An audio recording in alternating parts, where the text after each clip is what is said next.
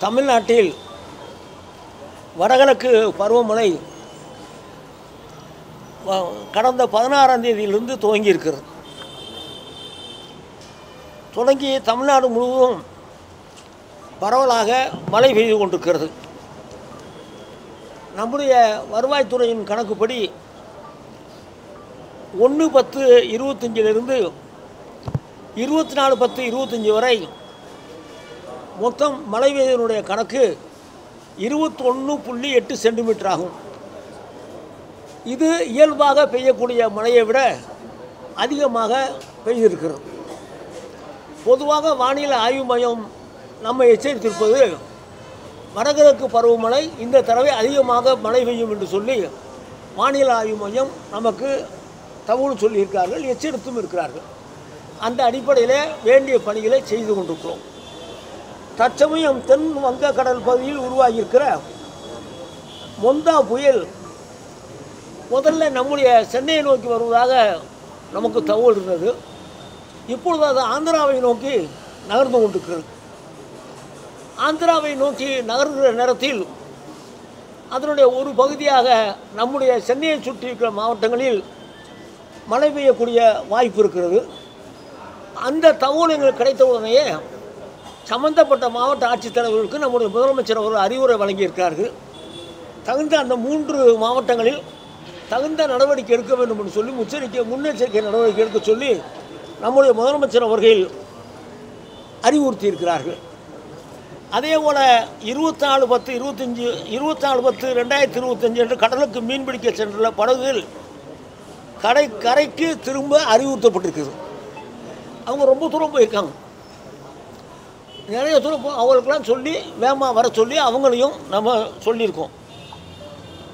நம்முடைய சென்னையிலே பார்ப்போம் சொன்னால் இன்றைய நிலையில் ஏரிகளுடைய நீர் எவ்வளவு இருக்குன்னு சொன்னால் பூண்டியில் 83.53%, சோழாபுரத்தில் 60.5%, செங்குன்றத்தில் 81.85%, செம்பரம்பாக்கத்தில் 80.36, தேர்வாய் கண்டிகை 87.80 அளவிலும் நீர் இருப்பு இருக்கிறது.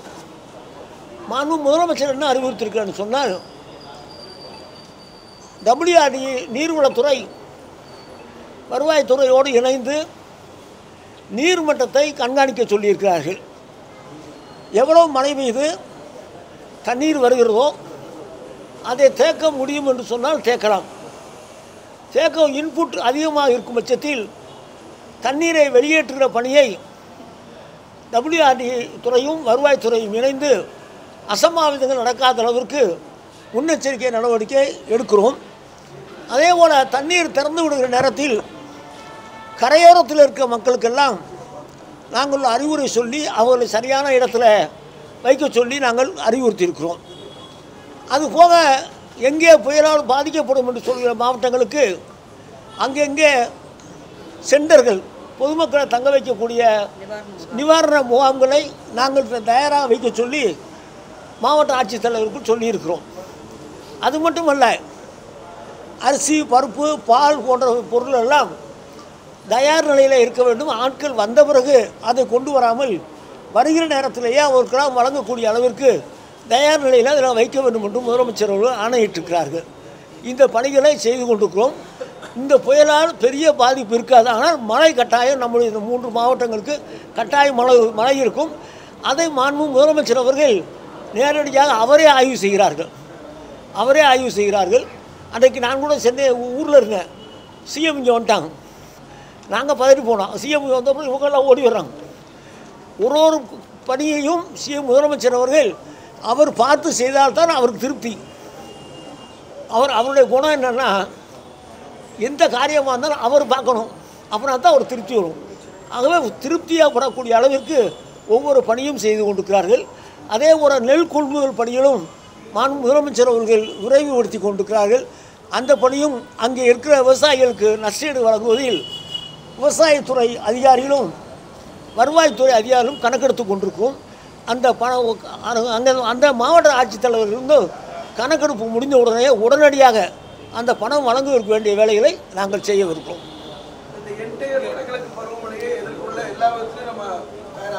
இந்த மழை 3 மாதத்துக்கு, அக்டோபர், நவம்பர், டிசம்பர் 3 மாதத்துக்கு வடகிழக்கு பருவமழை. இதை எதிர்நோக்கி எல்லா இடங்களிலும் தயாராக இருக்கும். இந்த சென்னையை சுற்றி இருக்கிற மாவட்டங்களிலும் கோஸ்டல் ஏரியாவில் தான் அணைக்கட்டுகளும் கண்மாயும் நிறைந்திருக்கு.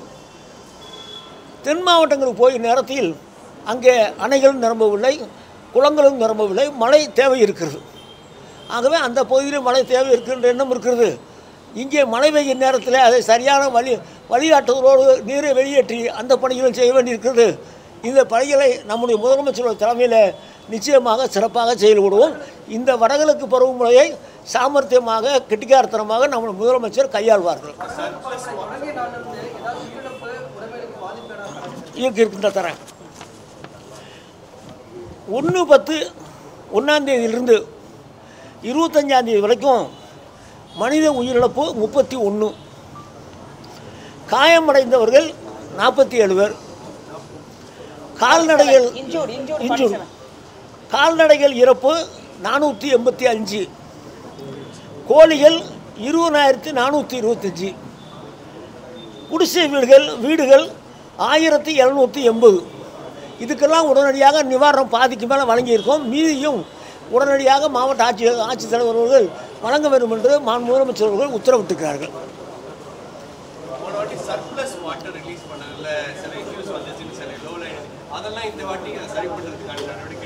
சர்ப்ளஸ் வாட்டரை கேட்டுக்கிட்டு அங்கே நீர்வளத்துறையும் வருவாய்த்துறையும் அங்கே இருக்காங்க. எவ்வளோ இன்புட் உள்ளே வருது, அது எவ்வளோ வச்சுக்கலாம், அது இன்புட் வர்றதை கணக்கு பண்ணி நாங்கள் வெளியேற்றுறோம். வெளியேற்றுற நேரத்தில் அந்த பகுதியில் கரையோரமாக இருக்கிறவங்களுக்கு எச்சரிக்கை செஞ்சிடறோம். அங்கே தங்கியிருக்கவங்களுக்கு அவங்களுக்கு ரிலீஃப் கேம்பில் கொண்டு வச்சுக்கிட்டு அந்த பணியும் செஞ்சிடறோம். முதலமைச்சர் என்ன சொல்லியிருக்காருன்னா, நீங்கள் போய் வச்ச பிறகு அவளுக்கு அரிசியோ பாலோ இதெல்லாம் கொடுக்கூடாது, முதல்ல தயாராக வைக்கணும்னு சொல்லியிருக்காங்க. அந்த அதெல்லாம் கரெக்டாக பண்ணிடுறோம். ஐஎம்இயோட தொடர்ந்து இருக்கோம். நாங்களும் பேசுகிறோம், அவங்களும் பேசுகிறாங்க. 2 பேரும் இணைந்தால் தானே முடியும்.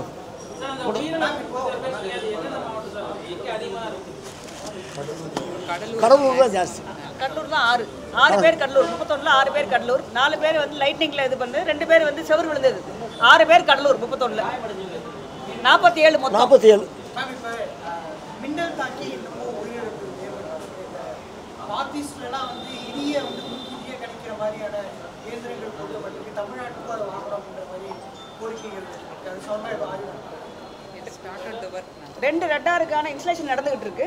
அதே மாதிரி வந்து புனேல உள்ள இந்தியன் இன்ஸ்டியூட் ஆஃப் டிராபிக்கல் மெட்ரியாலஜிலேருந்து நம்ம அட்வான்ஸ் இன்ஃபர்மேஷன் வாங்கி நம்மளோட டீன் அலர்ட்டில் வந்து நம்ம கொடுத்துட்ருக்கோம்.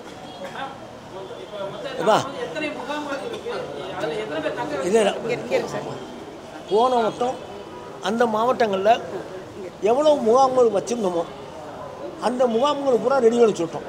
அந்த மாவட்டத்தில் 10 இருக்கலாம், 15 இருக்கலாம், 20 இருக்கலாம். மொத்தம் வந்து முகாம் 3000, 2 முகாம் மட்டும் ஆட்கள் இருக்காங்க. 200 இப்போ 2 முகாமில் மட்டும்தான் ஆள் இருக்காங்க. 210 பேர் தான் இருக்காங்க. பொதுவாக தம்பிக்கு சொல்கிறது, சென்னை, திருவள்ளூர் போன உடனே எத்தனை முகாம் இருந்துச்சு, எந்த கல்யாண மண்டபம் வச்சுருந்தாங்க, எந்த ஸ்கூலை வச்சுருந்தாங்க, அதை பூரா ஃபிக்ஸ் பண்ணி வச்சாச்சு. தயாராக இருக்குது. ஒன்று அது எதிர்கொள்கிறதுக்கு அரசாங்கம் தயாராக இருக்குது. தேங்க்யூ.